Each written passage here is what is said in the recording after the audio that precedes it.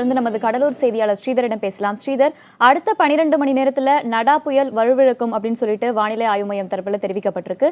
நாளை காலை கடலூர் கிட்ட தான் புயல் கரையை கடக்குது. தற்போதைய மழை நிலவரம் எப்படி இருக்கு கடலூர்ல?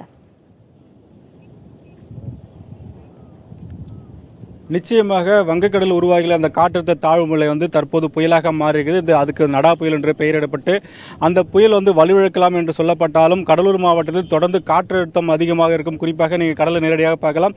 இந்த பகுதியில் தற்போது தொடர்ந்து கடலோட சீற்றம் அதிகமாக இருக்கிறது.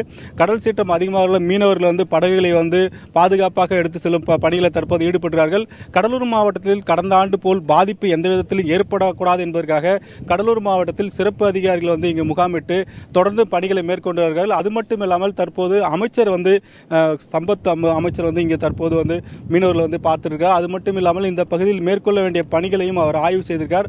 அனைத்து அதிகாரிகளிடம் தொடர்ந்து பணிகளை முடிக்க வேண்டும், எந்த விதமான பாதிப்பும் ஏற்படக்கூடாது என்று அவர் கூறி வருகிறார். இது குறித்து நம்ம அவரிடமே கேட்கலாம். சார், என்ன மாதிரி பணிகள்லாம் மேற்கொள்ளப்படுகிறது? மக்களுக்கு பாதிப்பு இல்லாத என்ன நடவடிக்கை எடுத்துறீங்க சார்? தமிழக அரசின் மாண்புமிகு முதலமைச்சர் அம்மா அவர்களின் அரசின் சார்பாக சிறப்பு அதிகாரி திரு ககன்தீப் சிங் பேடி வந்திருக்காரு. முன்னெச்சரிக்கை நடவடிக்கை குறித்து அனைத்து ஆய்வுகளும் மேற்கொள்ளப்பட்டுள்ளது.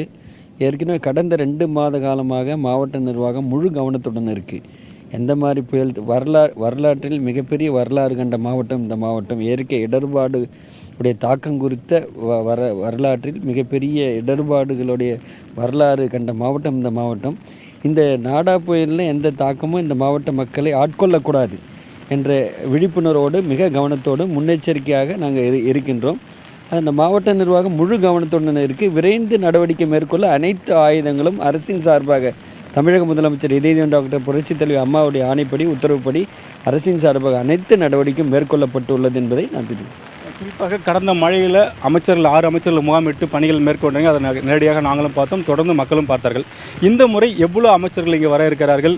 அதிகாரிகள் எவ்வளோ பேர் இருக்காங்க? என்ன மாதிரி முன்னெச்சரிக்கை நடவடிக்கை எடுக்கப்பட்டிருக்கு சார்? இந்த நாடா புயலுடைய தாக்கங்களுடைய பாதிப்புகள் குறித்து அரசுடைய கவனத்தில் கொண்டு செல்லப்பட்டு அமைச்சர்களை கொண்டு அந்த பணிகளை மேற்கொள்வதற்கும் அரசு தயாராக, மாண்புமிகு முதலமைச்சர் அம்மாவுடைய அரசு தயாராக இருக்கின்றது என்பதை தெரிவிக்கிறேன். நீங்கள் கேட்டிருப்பீங்க, தொடர்ந்து அமைச்சர்கள் இங்கே முகாமிட்டு பணிகளை மேற்கொள்ள தயாராக இருக்கிறார்கள். தமிழக அரசு அதற்கான நடவடிக்கைகள் தொடர்ந்து மேற்கொண்டிருக்குது. அதை தான் தற்போது நாங்கள் இங்கே நேரடியாக ஆய்வு மேற்கொண்டிருக்கிறோம்.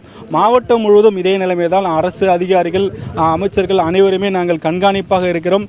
கடல் சீற்றம் ஏற்பட்டாலும் மீனவர்கள் பாதிக்காத வண்ணம் படகுகளை மீட்டு தற்போது பாதுகாப்பாக எடுத்து செல்லும் பணிகள் என்பது நடைபெற்று வருகிறது.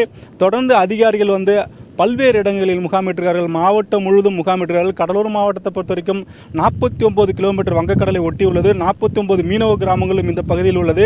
தொடர்ந்து இந்த பகுதியில் எல்லாம் தீயணைப்புத்துறை, தேசிய பேரிடர் மீட்பு குழு உள்ளிட்ட அனைத்து பேரிடர் குழுவும் இங்கு முகாமிட்டு தொடர்ந்து பணிகளை மேற்கொண்டிருக்கிறார்கள். தொடர்ந்து கண்காணிக்கப்படுகிறது. கடல் பகுதியில் எந்த அளவுக்கு காற்று வீசக்கூடும், எந்த அளவுக்கு கடல் சீற்றம் இருக்கும், எந்த அளவுக்கு மழை இருக்கும் என்று தொடர்ந்து கண்காணிக்கப்படுகிறது. வானிலை ஆய்வு மையம் தொடர்ந்து சொல்லிக் கொண்டிருக்கிறார்கள், இந்த பகுதியில் அதிக மழை பெய்ய வாய்ப்பு இருக்கிறது.